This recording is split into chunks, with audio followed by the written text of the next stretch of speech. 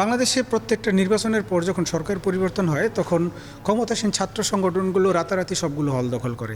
এটাও ছিল বাংলাদেশের সবচেয়ে বড় চিরাচরিত কালচার।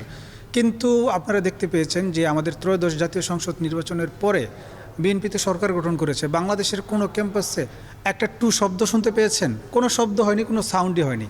কারণ হচ্ছে যে আমরা এই ধরনের রাজনীতি করতে চাই না। আমরা ছাত্রলীগ যেভাবে রাজনীতি করেছে, হল দখল, গেস্টরুম কালচার, গণরুম কালচার, সেগুলো থেকে আমরা সম্পূর্ণ বের হয়ে এসেছি। আমরা চাই শিক্ষার্থীরা তাদের মতো করে তাদের মতামত প্রকাশ করবে, তাদের মতো করে পড়াশোনা করে তারা কর্মক্ষেত্রে নিয়োগ হবে। আলটিমেটলি লাভ তো দেশেরই হবে। শিক্ষার্থীরা যদি ভালো করে, আলটিমেটলি লাভটা কার? দেশেরই হবে। আমরা সেটা চাই যে শিক্ষার্থীরা সবাই ভালোভাবে পড়াশোনা করুক এবং দেশের ইকোনমিতে সবাই যেন কন্ট্রিবিউশন করে, এবং সেটার জন্য আমরা কাজ করছি। Which is the world-class cable brand? Walton Cables, নিরাপদ আগামী সংযোগ। আমরা ফ্যাসিবাদ বিরোধী আন্দোলনে ফ্যাসিবাদ হটিয়ে বাংলাদেশে একটি গণতান্ত্রিক পরিবেশ নিশ্চিত করতে আমরা সক্ষম হয়েছি।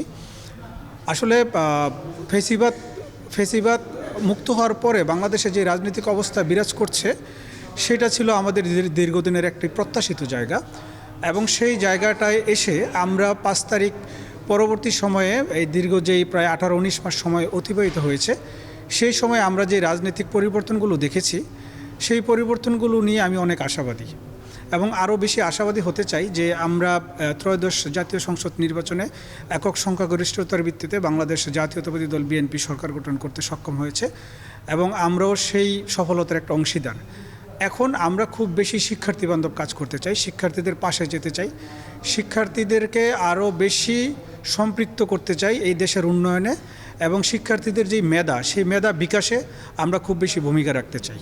আমরা একটা ট্রানজিশনাল পিরিয়ড পার হয়েছি। আমরা ফ্যাসিবাদ দেখেছি, আমরা জুলাই আগস্টের আন্দোলন দেখেছি, এবং জুলাই আগস্টের পরবর্তী বাংলাদেশের সরকারবিহীন সময়টা দেখেছি, আমরা ইন্টারিম গভর্নমেন্ট দেখেছি। তো এই দীর্ঘ সময়ে এবং 28 অক্টোবর পরবর্তী 2022 সালের 28 অক্টোবর পরবর্তী সময় থেকে যারা দীর্ঘ ফ্যাসিবাদ বিরোধী আন্দোলনে যাদের অভিজ্ঞতা আছে, জুলাই আগস্টের আন্দোলনে যারা রাজপথে ভূমিকা পালন করছে, এবং এই পরবর্তী সময়ে 5ই আগস্ট পরবর্তী সময়ে যারা সর্বোচ্চ ভূমিকা পালন করেছে, তাদের গ্রাউন্ডগুলো যেন যাচাই বাছাই করে এর ভিতরে যাদের ডেডিকেশন আছে এবং যারা মেধার স্বাক্ষর রাখতে পারবে ভবিষ্যতে, এবং যারা এই সময়টাতে সবচেয়ে ভালো করেছে, তাদেরকে দিয়েই যেন নতুন কমিটিটা হয়, সেটা আমি প্রত্যাশা করি আমার জায়গা থেকে।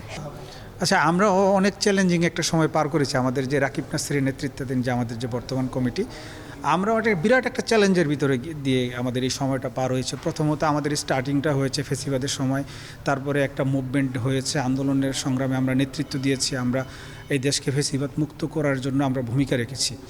দ্বিতীয়ত, ফ্যাসিবাদ মুক্ত হওয়ার পরে বাংলাদেশে মবের কালচার শুরু হয়েছে, এবং সেই মবগুলো কীভাবে যে আমরা ট্যাকেল দিয়েছি, আমরা কতটুকু ধৈর্য, সহিষ্ণুতা এবং কতটুকু সহনশীলতার সাথে আমরা এই মবগুলো মোকাবেলা করেছি, শিক্ষা প্রতিষ্ঠানগুলোর শিক্ষার্থীবান্ধব যে পরিবেশ, সেই পরিবেশটা ঠিক রাখার জন্য আমাদের অনেক ব্যাক পেতে হয়েছে।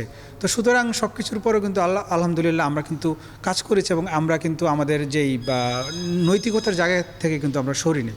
আমাদের দ্বারা বাংলাদেশের কোনো ক্যাম্পাসে এখন পর্যন্ত কোনো ধরনের কোনো বিশৃঙ্খলা হয়নি।